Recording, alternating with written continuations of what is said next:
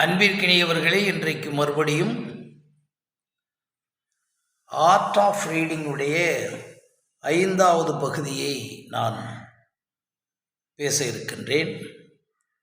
Art of reading என்பது ஒரு மனிதனை ஒரு ரீபர்த் எடுக்க வைக்க முடியும் என்பது நீங்கள் புரிஞ்சுக்கோங்க. இந்த உலகத்திலே ஒரு ரீபர்த் எடுக்க வைக்க முடியும். இப்போ ரீபர்த்னா என்னன்னா, இந்த பூமியில் மனிதனாக வாழ்கிறோம், பிறக்கிறோம், வாழ்கிறோம், சாப்பிடுகிறோம், பல ஆயிரக்கணக்கான பணம், புகழ், பொருளெல்லாம் தேடுகின்றோம். ஆனால் நீங்கள் 100% நீங்களாக வாழ்ந்து முடிக்கிறீர்களா என்பதுதான் இதுவரை இல்லாத விஷயம். எல்லாருக்கும் தான், எனக்கும் தான் சொல்கிறேன். அந்த நீங்களாக இருக்க எப்போ கற்றுக்கொள்கிறீர்களோ அந்த நொடியிலிருந்தே இந்த பூமியில் ஒரு மறுபிறப்பு, ரீபர்த் கிடைக்கிறது என்பது தான் எங்களுடைய சுயவியல் கோட்பாடினுடைய ரகசியம், செல்ஃபாலஜினுடைய ரகசியம். அதுக்கு இவங்க டிரான்ஸ்ஃபர்மேஷன் சொல்கிறாங்க.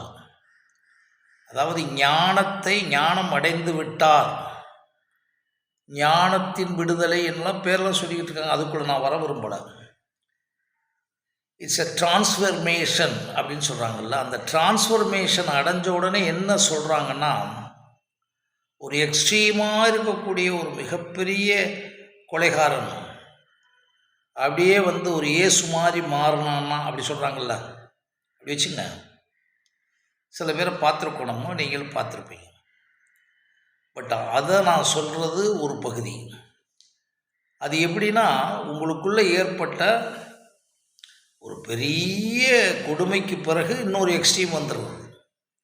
பட் இது இந்த ரீடிங், ஆர்ட் ஆஃப் ரீடிங்கில் என்ன நடக்குதுன்னா, உங்களுடைய லைஃப்பில் எப்போ ஆர்ட் ஆஃப் ரீடிங் நுழைஞ்சு அதை தொடங்கிட்டீங்களோ அப்போ மறுவரையில் ஒரு கருவறையிலேருந்து நீங்கள் வளர்கிறது மாதிரியே தெரியும்.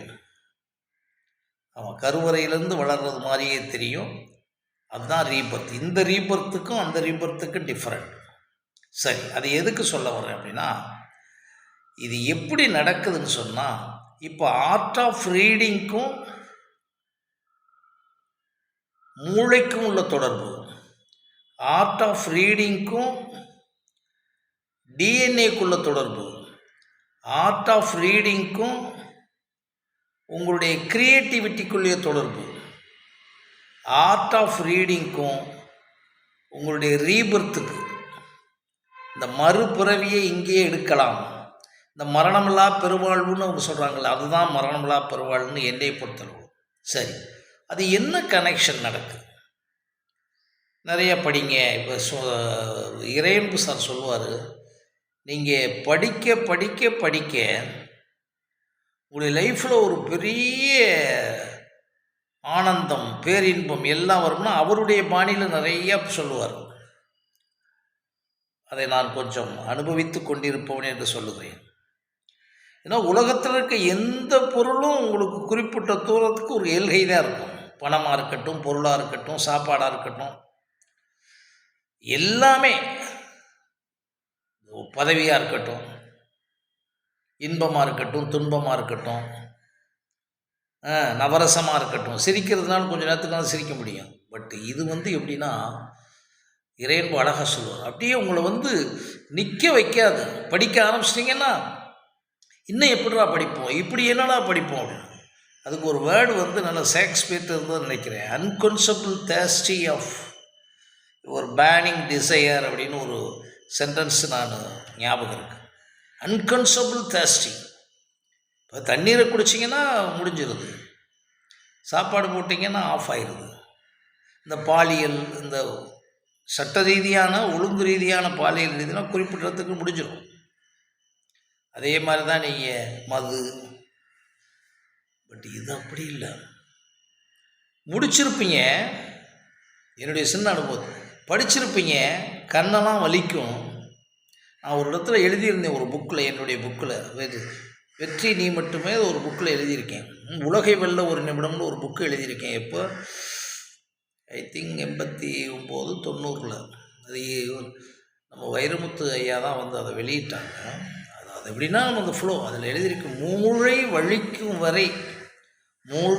வலிக்கும் வரை படிக்க வேண்டும் என்று நான் எழுதியிருந்தேன். அது நம்ம ரொம்ப திட்டம் போட்டு எழுதல, அது ஒரு ஃப்ளோவில் வந்தது. ஆனால் அது உண்மைன்னு தெரியுது. எப்படி உண்மை தெரியுதுன்னா, மூளை வலிக்குதோ இல்லையோ, மூளைக்கு மட்டும் வலி இருக்காது.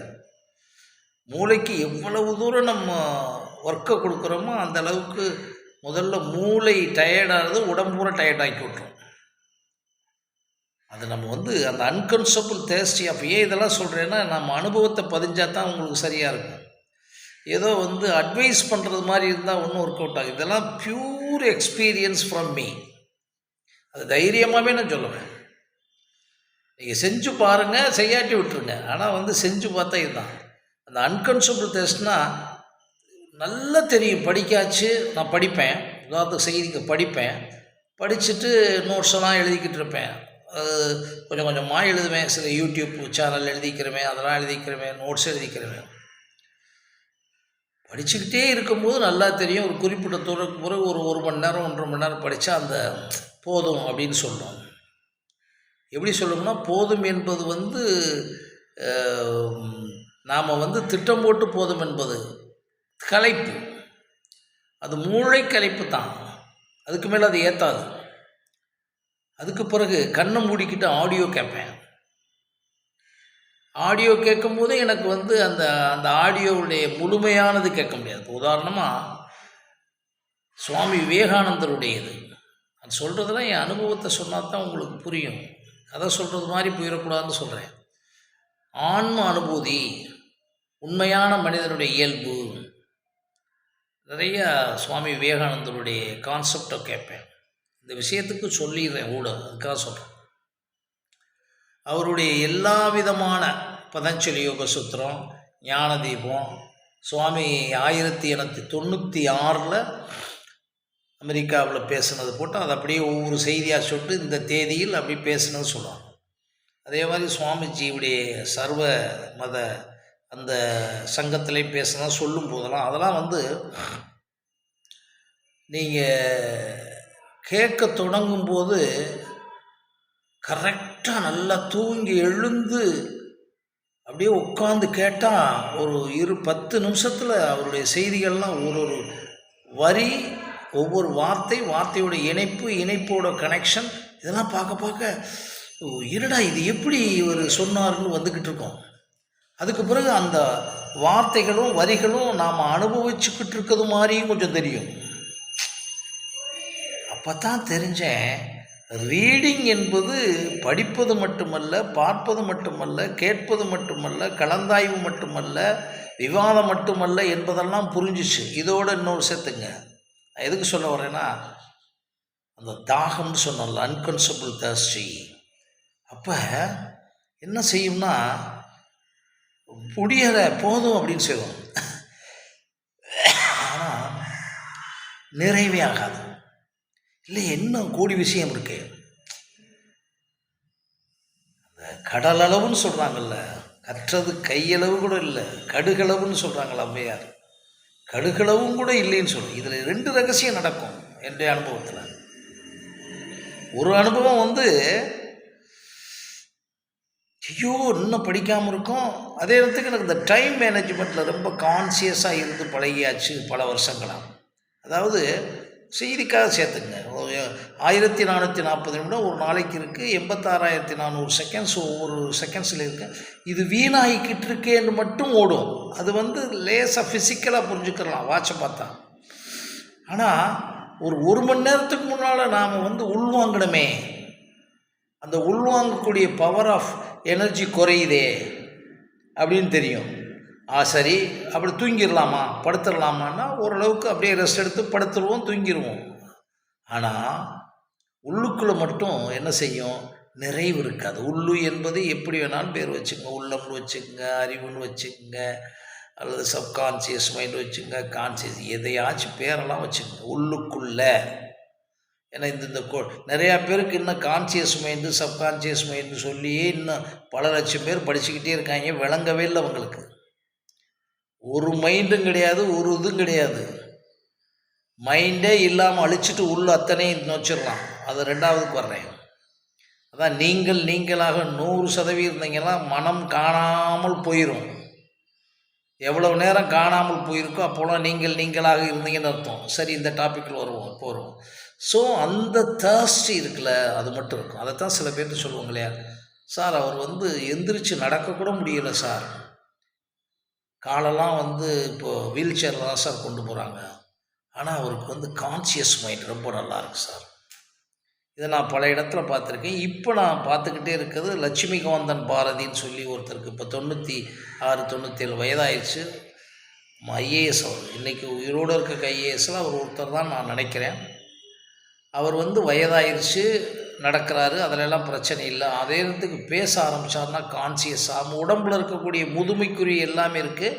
ஆனால் படுத்து தூங்கிடுறதில்ல, அவர் டயர்டாகிடுச்சுன்னு படுத்துறதில்ல. ஆனால் அவர் பேச தொடங்கினார்னா அப்படியே இருப்பார். அப்போ என்ன அர்த்தம், அந்த பேசுகிறதுக்கூடிய வேகம். அதே நேரத்துக்கு அவர்கிட்ட சில விஷயங்களை பார்த்தேன். காந்தியை உலகத்துக்கு பூரா கொண்டு போகணும்னு சொன்னார். அப்புறம் திடீர்னு பார்த்தா ஒருத்தனும் கேட்க மாட்டேன்னு சொன்னார். அது நல்ல விஷயமாக தான் தெரிஞ்சிச்சு. அவர் முடிச்சிட்டார் போல். அவர் காந்தியை கொண்டு போகணும்னு நிறைய விஷயங்கள் போராடினார். அப்புறம் திடீர்னு சொல்கிறாரு, யார் கேட்பான், வேஸ்ட் தானேன்றாரு. இது எனக்கு விளங்கலை இந்த விஷயமெல்லாம். அப்படி காந்தி நினச்சிருந்தா அவர் எழுதிக்கிட்டு இருந்திருப்பாரா? ரைட்டு, இது அப்புறம் இருக்கட்டும். அவர் சொல்லும்போது இந்த கான்சியஸில் இவ்வளோ வேகமாக சொன்னார். அப்போ கான்சியஸாக இருந்துக்கிட்டு ஏன் மறுபடியும் இடிக்குதுன்னா, ஒரு பயம் வந்திருக்கணும், அல்லது வேணான் இருக்கணும், அல்லது கேட்க மாட்டேன். எதுக்கு முடிவு பண்ணணும்? சாகிறது வரைக்கும் உயிரோடு இருக்கணும்ல நம்ம. அப்போ அதை தொடர்ந்து நம்ம செய்யலாம்ல. இது ஒரு செய்தி எனக்கு. அப்போ பார்த்தேன், என்ன இப்படி இருக்குன்னு பார்த்துட்டு விட்டுரு. இப்போ அதை அப்படி விட்டுருவோம். அடுத்து அதை பற்றி நல்ல டிஸ்கஷனுக்கே வருவோம். ஏன்னா அவர் அவருடைய கான்சியஸாக பல விஷயங்கள் பேசுவார். எனக்கு ஆச்சரியமாக இருக்குது. அந்த கான்சியஸ்னஸ் தான் சொல்கிறேன். அதுக்கு காரணமே என்னன்னா, உள்ள இருக்க ஒரு நிறைவில்லாத தன்மை. அவர் அடிக்கடி சொல்லுவார், என்கிட்ட காந்தியத்தை கொண்டு போக முடியலையேன்னு துடிப்பார். அந்த துடிப்பு என்னன்னா, நான் சொல்கிறேன், இந்த அன்கன்சபிள் தர்ஸ்டின்னு சொல்ல வர்றேன். அதே மாதிரி கலைஞர் கருணாநிதி, சில காலங்கள் அவரை பார்க்கக்கூடிய வாய்ப்பு, பக்கத்தில் பார்க்கக்கூடிய வாய்ப்பு கொஞ்சம் கிடைச்சது எனக்கு. ரொம்ப நெருக்கமாக இருந்தோம், கட்சியில் இருந்தோம், அப்படிலாம் ஒன்றும் கிடையாது. அந்த முரசொலியில் கொஞ்சம் ஹேப்பன் டு பி இருந்தேன். அப்போ பார்த்தா அவருடைய துடிப்பை பார்த்துருக்கேன். அதுக்கு பிறகு அவர் வெளியே வந்த பிறகு அவர் வீல் சேரில் இருந்து அவர் மறுபடியும் சிஎம் ஆகி வேலை பார்த்தெல்லாம் பார்த்துருக்கோம்ல நம்ம. அந்த வைப்ரேட்டிங் சென்ஸ் இருக்கு இல்லைங்களா, எது மாறாத, குறையாத, அழியாத, வேண்டாம் என்று சொல்ல முடியாத, எல்லாவற்றையும் வேண்டாம் என்று சொல்லிவிடலாம். ஆனால் புக் ரீடிங் பண்ணிக்கிட்டு இருந்தீங்கன்னா உங்களை தேட சொல்லிக்கிட்டே இருக்கும். நீங்கள் ஒரு புக்கை படிக்கிறீங்க, அதெல்லாம் என்ன அப்படின்னு நினச்சிட்டிங்கன்னா, நீங்கள் புக் ரீடிங் படிக்கிறதுக்கு எந்த தகுதி இல்லாத ஆளுன்னு வச்சுங்க. குறை சொல்லி நினைக்க வேணாம். நீங்கள் சாப்பிட, வீடுகளை பார்க்க, வந்த காசை கரெக்ட் பண்ண, அப்புறம் பொண்டாட்டி பிள்ளை, அப்புறம் விசேஷங்கள், அப்படி பந்தா பண்ண போக, காரில் ஏற இறங்க, எங்கனையாச்சும் பேசிக்கிட்டு இருக்க, தண்ணி அடிக்க வாழ்ந்துக்கிட்டு இருக்கீங்க. ஆனால் அது குறையெல்லாம் சொல்லலை. பட் புக் ரீடிங்கிற விஷயம் அது மறுபிறப்பே எடுக்க வைக்க முடியும். இவ்வளோ நேரம் நான் பேசிக்கிட்டு இருக்கேன் அப்படின்னா என்ன அர்த்தம்? அப்படி ஒரு தாகம் இருந்துக்கிட்டே இருக்கும், தாங்காத தாகம். சார் எல்லாத்துக்கும் நின்றும் சார், எல்லாத்துக்குமே நின்றும். இது மட்டும் தாங்காமல் வச்சுக்கிட்டே இருக்கும். இப்போ நான் பேசுகிறேனே, இந்த பேசி பதிவு பண்ணோடனே ஒரு 1 கோடி 1 லட்சம் பேராக வியூவர்ஸ் வரப்போகிறாங்க. அதெல்லாம் எனக்கு தெரியும், ஒன்றுமே தெரியும். நான் என்னுடைய யூடியூப் சேனலை மட்டும் சப்ஸ்கிரைப் பண்ணுங்கன்னு மட்டும் அவசரத்துக்கு கூட சொல்கிறதே இல்லை நான். அப்படின்னா என்ன அர்த்தம்னா, இந்த பதிவு பண்ணணும், இதை செஞ்சு வச்சிரு அப்படின்னு சொல்லுது இல்லைங்களா, அது because of the art of ரீடிங்குள்ளே போனதுனால. அப்படின்னா அதுலேருந்து என்ன புரிஞ்சுக்கிறோம்னா, அப்படிப்பட்ட நிறைவின்மைன்னு சொல்லலாம். உங்களுக்குள்ள ஒரு பெரிய அந்த இடத்துல எப்படின்னா, 60 வயசாகும், 70 வயசாகும், 80 வயசாகும், 90 வயசாகும், படிக்கக்கூடிய கெப்பாசிட்டி படிச்சுக்கிட்டே இருக்க ஒரு மனிதனுக்கு வயது என்பதே தெரியாது. வயது என்பதே தெரியாது. என்ன சார் அப்புறம் சொல்லுவாங்க, இவ்வளோ வயதில், அதெல்லாம் இல்லை, வயது என்பதே தெரியாது. ரெண்டாவது ஒரு விஷயத்தை கொண்டு விட்டுரும், பெரிய விஷயத்தை கொண்டு விட்டுரும் ஆர்ட் ஆஃப் ரீடிங். நான் வந்து இந்த மூளையை டிஎன்ஏயோட கனெக்ட் பண்ணுறதுக்கு முன்னால் அதனுடைய விளைவுகளை இன்னொன்று விட்டுரும். நீங்கள் ஒன்றுமே எல்லாம் போயிடுவீங்க.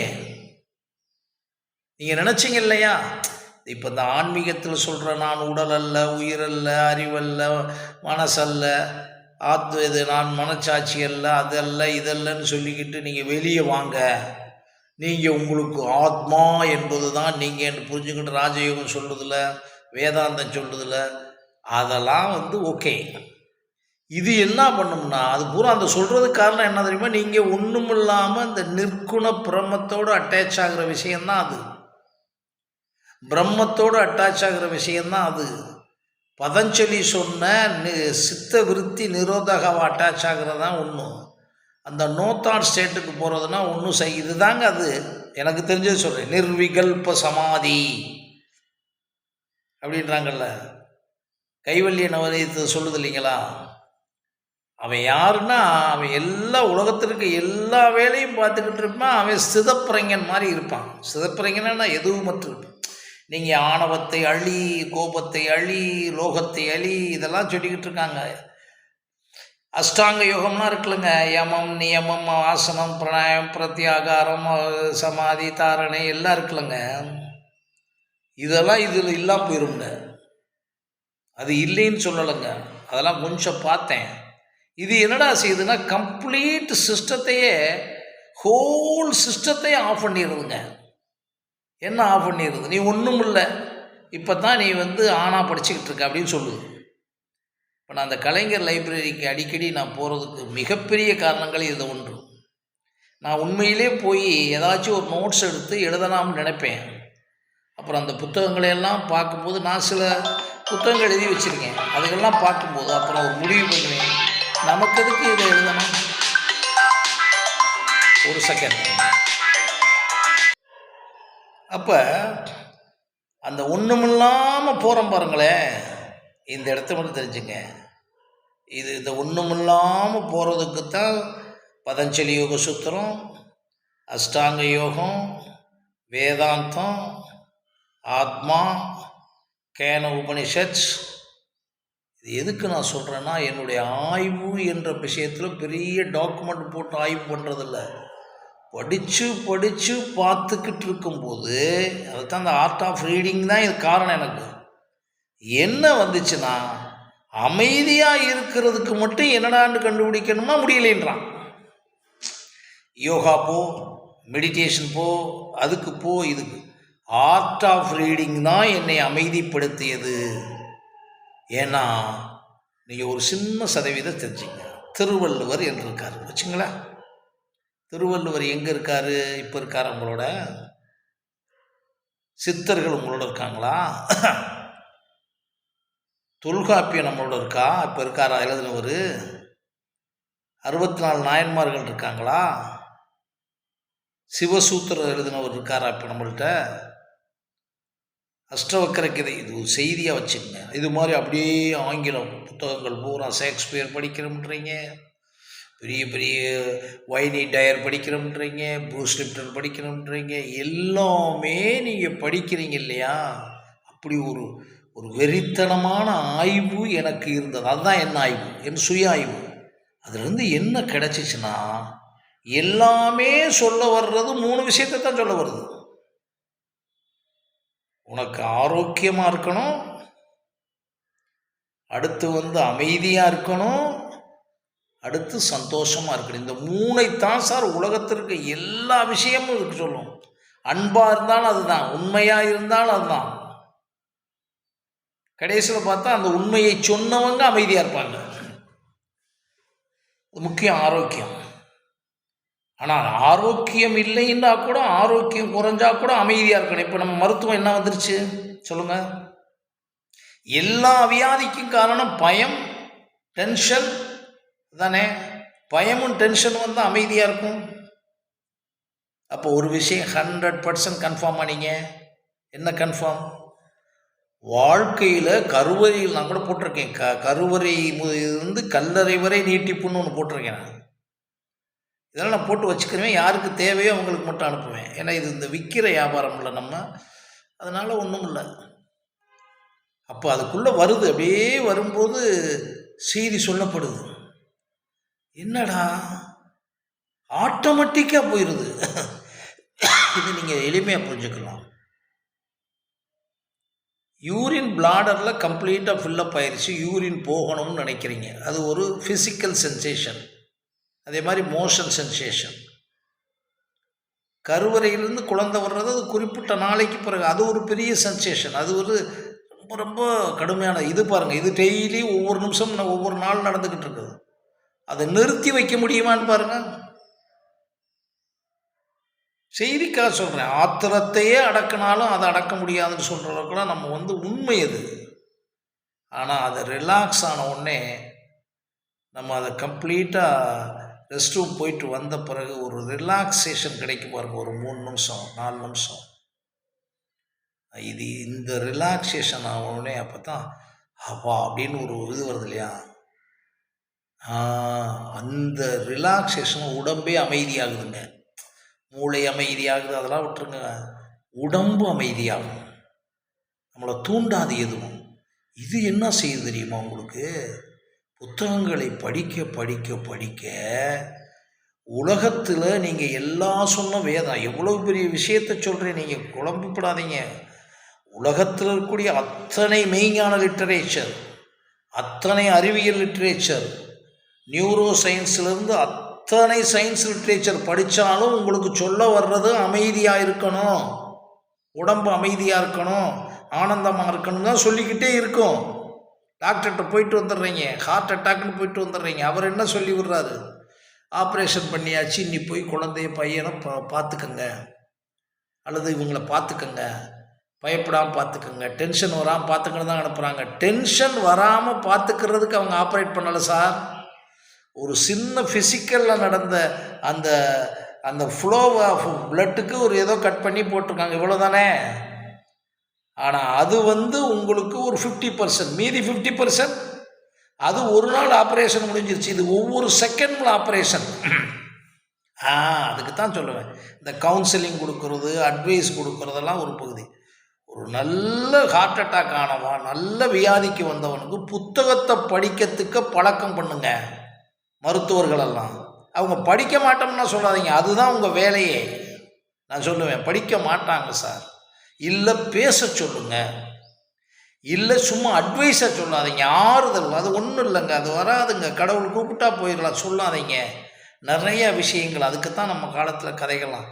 இது எதுக்கு சொல்கிறேன்னா, அப்படிப்பட்ட அந்த அன்கான்ஷியபிள் தர்ஸ்ட் உருவாகிக்கிட்டே இருக்கும். At the same time whole பிரெயினில் இருக்கக்கூடிய அத்தனை கான்செப்ட், உடம்பில் இருக்கக்கூடிய, இந்த அடிக்கடி சொல்கிறேன்னா, பிரெயினில் 10,000 கோடி செல்கள் இருக்கின்றன. 10,000 கோடி செல்களிலும் டிஎன்ஏக்கள் பரவி இருக்கின்றன. ஆனால் அந்த டிஎன்ஏக்களில் இப்பொழுது கண்டுபிடித்துக்கிட்டு இருக்க விஷயம் குறைந்தது ஒரு 25,000 டிஎன்ஏக்களின் துகள்கள் இருக்கின்றன. எடுத்தோடனே முதல்ல வந்தது 64 கலைகளுக்குள்ள டிஎன்ஏன்னு வச்சுங்க. இன்றைக்கி 64 கலைகளுடைய டிஎன்ஏ எத்தனை ஆயிடுச்சு? டான்ஸு, பரதநாட்டியம் தான் இருந்துச்சுன்னு சொன்னீங்க, கர்நாடக மியூசிக் தான் இருந்துச்சுங்க. இன்றைக்கி அப்படியா? அப்படிப்பட்ட டிஎன்ஏக்கள் உருவாகிவிட்டன அறிவியல் பூர்வமாக. இதெல்லாம் கதையெல்லாம் சொல்லிக்கிட்டு இருக்கக்கூடாது, போய் படிங்க. போய் டிஎன்ஏ ஜெனட்டிக்கல் இன்ஜினியரிங் போய் படிங்க. நான் படிச்சுட்டேன்னு சொல்லலை, படிச்சுக்கிட்டே இருக்க என்னுடைய நிலைமை தாகம், மரணத்தாகமாக இருக்கிறது. அதே நேரத்துக்கு படிக்கணும்ன்ற ஒரு பெரிய தாகத்தோடு ஒரு அமைதி கிடைக்கிது. எனக்கு எல்லா கஷ்டங்களும் இருக்குன்றதை நான் மறைக்காமல் சொல்லுவேன். என்ன கஷ்டம் இல்லை? மனித கஷ்டங்கள்லாம் எனக்கு என்ன இல்லைன்னு நீங்கள் நினைக்கிறீங்க? அதெல்லாம் உண்டு. நான் இப்போ அது பெரிய ஜெயிச்சு போடுறதெல்லாம் கிடையாது, ஜெயிக்கிறதே கிடையாது. மரணம் வரை ஒவ்வொரு நொடியும் வாழணும் அப்படின்ற உணர்வில் வாழ்ந்துக்கிட்டு இருக்க ஒரு ஆள் நான். அதற்காக எந்த எக்ஸ்ட்ரீமான எளிமைக்கும் போகலாம், ஒன்றுமே வேணாமையா, சும்மா ஒரே வெறும் தரை தான் இருக்குது, அந்த தரையிலையும் உட்காரலாம். இதுக்கு நான் சொல்கிறேன், படுக்கலாம், பேசலாம். இதுக்காக காசு வாங்காமல் பேசலாம்ன்ற கான்செப்ட் வச்சுருக்கிறாங்க. அதெல்லாம் நீங்கள் சொன்னீங்கன்னா கொடுமையாகி போவீங்க. நீங்கள் இந்த காசு காசு காசுன்னு அலைகிறீங்கல்ல, அதெல்லாம் எனக்கு கொடுத்தது. நீ எல்லாம் பெற்றாலும், அம்பானியாக வந்தாலும், மோடியாக வந்தாலும் நீ ஒன்றுமே செய்ய முடியாதுப்பா, பிரெயின் மட்டும் அமைதியாக இல்லைன்னா. ஸோ மறுபடியும் சந்திக்கிறேன். நன்றி, வணக்கம்.